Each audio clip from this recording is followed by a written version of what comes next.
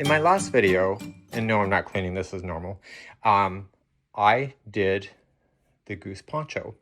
But what if you wanted your poncho to have a turtleneck? Because why not? So what I'm going to do is I'm going to take this basic pattern.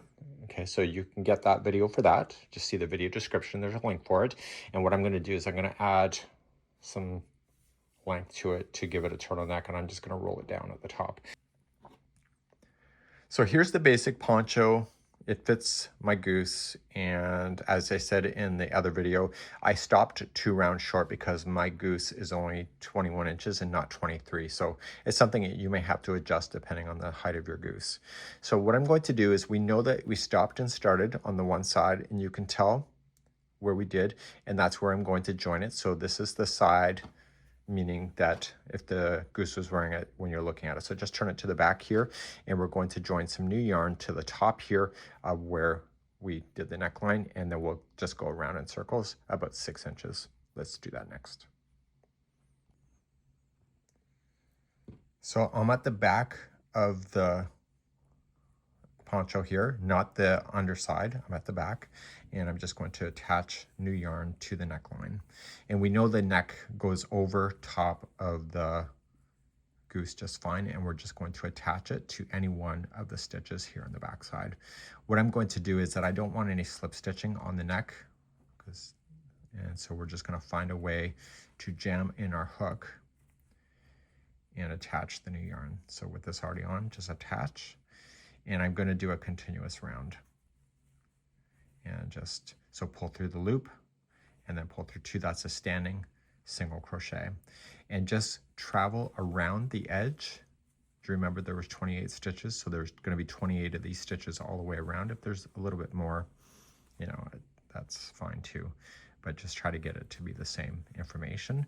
And we're just going to go all the way around, and I'll see you back here in a moment. So I'm all the way back around.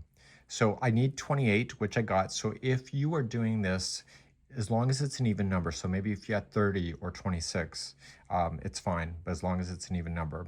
So don't join it with the slip stitch. Just come into your first stitch and just start double crocheting around. I'm going to create a rib stitch concept for the neckline. So just go all the way around, double crochet to where we started again, and I'll be right back in a moment. So I'm coming all the way around, just double crocheting right to where I started. You can see where you started doing the double crochet before. And so I'm not joining it with the slip stitch, and now we're going to start doing the rib stitching around. And we're going to do this now until you get to the size you need. Let's begin that. To begin the rib stitching, we're going to have the ribs kind of being the same all the way around. So you're going to convert the first one here, this double crochet, into a front post double crochet. So just wrap the hook, come into the post, and back out the other side. Yarn over, pull through 2 and 2. And the next one, post, will be a back post double crochet. So wrap it, come around the back to the front, and take that post back with you. So just flip it so you can see the inside of your neckline, and pull it through, and pull through 2 and 2. So every other stitch is the opposite, right? So if that was back, this one has to be forward.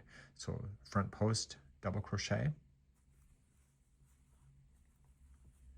and the next one is a back post double crochet.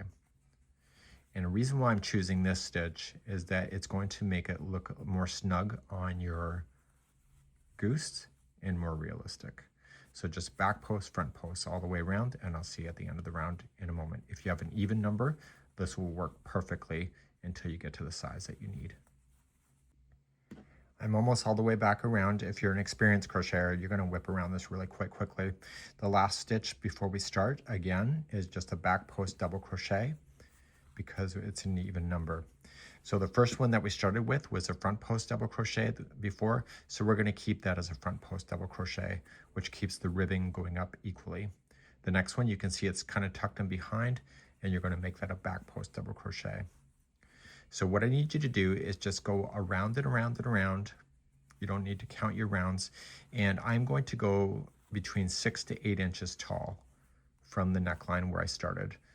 And that will give me plenty to be able to roll it down on the goose's neck to be quite cute. And because this yarn is changing on its own, this is a Red Heart Super Saver Biddy Stripes, and the color is called Unicorn Mane. The colors are going to change on its own, and with this rip stitching, it's going to look pretty cool.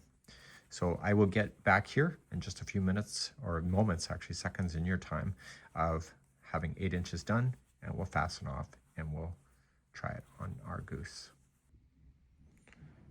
So I'm just finishing up my long neck area. Remember that the last stitch was a back post double crochet when we were starting it on the neckline.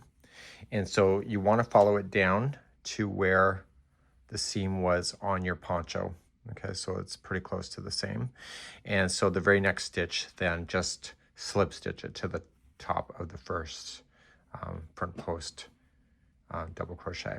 So we're going to then trim off our yarn right here, and we're just going to pull that through and just grab a tapestry needle, and we're going to weave this in to position. So as we begin to weave in, we're going to favor the inside of your neckline. So just going down through the same coloring. So if you've got different colors going on, just make sure this stays within the same color. Your goose isn't going to be moving around much, so you can just weave it through.